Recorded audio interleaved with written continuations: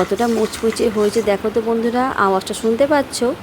আর এই দেখো কতটা খাস্তা হয়েছে, ভিতরটা সেরকম জুসি, দেখো কত সুন্দর হয়েছে। তো চলো বন্ধুরা, আজকে এমন একটা রেসিপি নিয়ে এসেছি যে খুব তাড়াতাড়ি রেসিপিটা হয়ে যাবে আর খেতে খুবই সুস্বাদু। আর এই রেসিপিটা করার পরে আমার ঘরে কিন্তু একটাও কিন্তু এই বড়া ছিল না। তো চলো আজকে রেসিপি নিয়ে চলে এসেছি ম্যাঙ্গো ফুলুরি। হ্যাঁ বন্ধুরা, ম্যাঙ্গো ফুলুরি করতে কি কি লাগছে তোমরা দেখে নাও। দেখতেই পাচ্ছ লাগছে এখানে ম্যাঙ্গো, তো অবশ্যই লাগবে। ম্যাঙ্গো না হলে তো ম্যাঙ্গো ফুলুরি হবেই না। আর ম্যাঙ্গো শেষ হওয়ার আগে কিন্তু ফুলুরিটা তৈরি করেই ফেলো, এরপরে কিন্তু ম্যাঙ্গো আর পাওয়া যাবে না বন্ধুরা। তো দেখতে পাচ্ছ এটা কিন্তু আমার বাড়ির গাছের প্রায় শেষের দিকে আম। কেন, আমার বাড়িতে যেহেতু আম গাছ আছে, তো আমি নিয়ে নিয়েছি। এখানে দেখো একটা আম কেটে নিয়েছি, দেখতেই পাচ্ছ।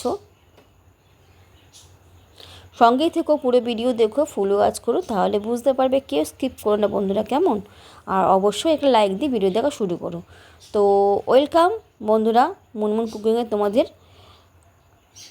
আমার চ্যানেলে তোমরা যে ভিডিও দেখছো অবশ্যই তোমাদের ভালো লাগছে, আর এত সুন্দর সুন্দর কমেন্ট করছো, সত্যি আরও আগ্রহ বাড়ছে আমার। তো বন্ধুরা তোমরা কেমন আছো অবশ্যই কিন্তু জানিও। তো দেখো কথা বলতে বলতে কিন্তু আমি ম্যাঙ্গোটা পুরো ছাড়িয়ে নিলাম সুন্দর করে। এই দেখো আমি কিন্তু দুটো ম্যাঙ্গো নিয়েছি, ঠিক আছে বন্ধুরা। একটু মানে টক টক ভাব আছে, খুব যে মিষ্টি সেটা বলবো না। তো একটু টক ভাব থাকলে কিন্তু খেতে ভালো লাগবে, আর কেউ ধরতেই পারবে না যে এটা ম্যাঙ্গো দিয়ে ফুলুরিটা করা হয়েছে। তো দেখো আমি পুরো পরিষ্কার করে নিলাম।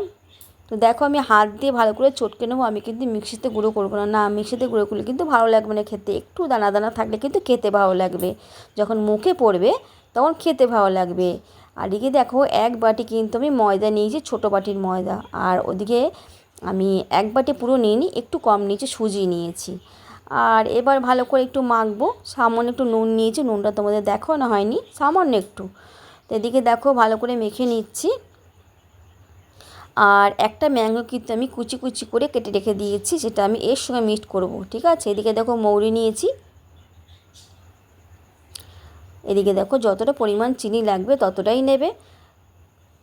দেখো আমি নিয়ে নিয়েছি, আন্দাজ করে আমি দিয়ে দেবো একটা আমুল দুধ, খেতে খুব টেস্ট লাগবে। আমি কিন্তু লিকুইড দুধ দেবো না, না বন্ধুরা, যেহেতু এর মধ্যে টক ভাব আছে। আর টক ভাব থাকলে কিন্তু এটা কেটে যাওয়ার সম্ভাবনা থাকে, তাই তোমরা কিন্তু লিকুইড দুধ দেবে না, আমুল দুধ দেওয়ার চেষ্টা করবে, তাতে টেস্টটাও বাড়বে ভালো, ঠিক আছে বন্ধুরা। তো দেখো ভালো করে একদম মসৃণ করে আমার হয়ে গেছে রেডি। এই দেখো বলেছিলাম না যে আমি কুচো ম্যাঙ্গো করে রেখে দিয়েছিলাম কুচি কুচি করে, দেখো এতে কিন্তু যখন কী হবে জানো, যখন ম্যাঙ্গোর ফুলুরিগুলো খাবে, এই যে আমের টুকরোগুলো যখন মুখে পড়বে খেতে খুব সুন্দর লাগবে, ঠিক আছে বন্ধুরা। এটা কিন্তু অবশ্যই তোমরা করো।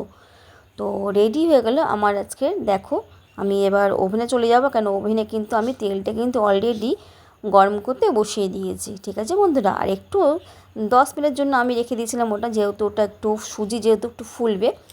তো ফোলার পরে আমি নিয়ে চলে এসেছি একদম ডাইরেক্ট ওভেনে। দেখো বন্ধুরা ফটাফট কিন্তু আমি দিয়ে দিচ্ছি, তেলটা কিন্তু গরম করে আস্তে করে দিয়েছি, দেখো।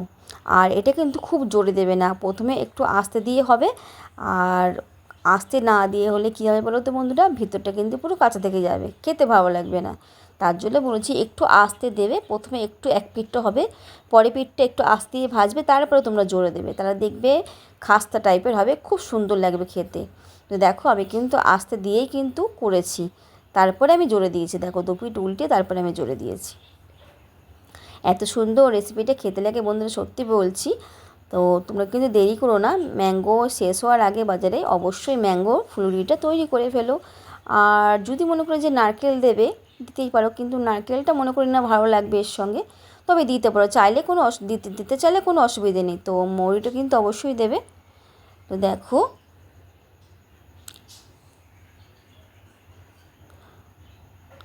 তোমাদের একটা কমেন্ট কিন্তু বন্ধুরা আমার কিন্তু রান্নার আরও আগ্রহ বাড়িয়ে দেয়। আর এরমভাবেই কিন্তু আমার পাশে থেকো, কেমন বন্ধুরা। আর নতুন নতুন রেসিপি যাতে আমি আরও তৈরি করতে পারি, ঠিক আছে বন্ধুরা। দেখো আমার কিন্তু কথা বলতে বলতে কিন্তু আমার ম্যাঙ্গো ফুলুরিগুলো রেডি হয়ে গেল, দেখতেই পাচ্ছ কতটা সুন্দর হয়েছে, কালারটা খুব সুন্দর এসছে, দেখো। আমি তেলটা ঝরিয়ে নিচ্ছি। এরমভাবেই আমি আবারও সেই ফুলুরিগুলো করে নেব। যতটা আছে আমার অনেকটাই হয়েছে, আর একদম পারফেক্ট হয়েছে, মানে যাতে আমি ছড়িয়ে না যায়, সুন্দরভাবে হয়েছে। দেখো, ওভেনটা অবশ্যই আস্তে দিয়ে রাখবে। ওভেনটা কিন্তু আমার আস্তে দেওয়াই বন্ধুরা, ঠিক আছে? খুব টেস্টফুল হয় বন্ধুরা, খুব টেস্টফুল হয়।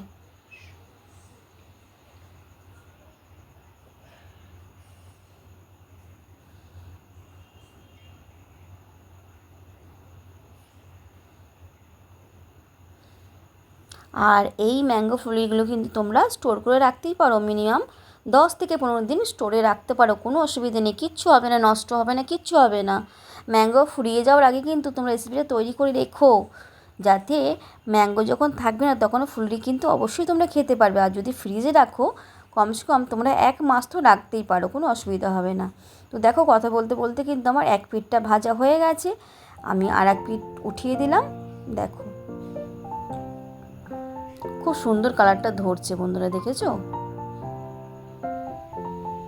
তবে দেরি করো না কিন্তু বন্ধুরা, অবশ্যই কিন্তু তোমরা বাড়িতে ম্যাঙ্গো ফ্লোরি তৈরি করে ফেলো।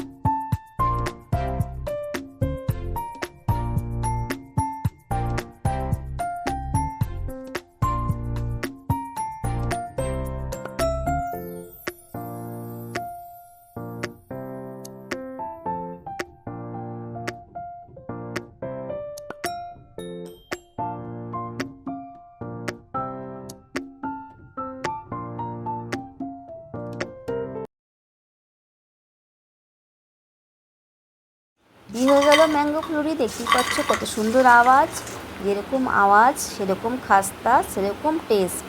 দেখো, আমি ভেঙে দেখাই তোমাদের, দেখতে পাচ্ছ ভিতরটা কতটা জালিদার হয়েছে। এই দেখো, আমি কয়েকটা তোমাদের ভেঙে দেখালাম, দেখতেই পাচ্ছ কতটা জালিদার হয়েছে, আর খেতে কিন্তু দুর্দান্ত হয়েছে বন্ধুরা। অবশ্যই তোমরা কিন্তু বাড়িতে একবার হলো ম্যাঙ্গো ফ্লুরিটা তৈরি করে নাও আমার মতন তোমরা। তো চলো বন্ধুরা, টাটা, বাই।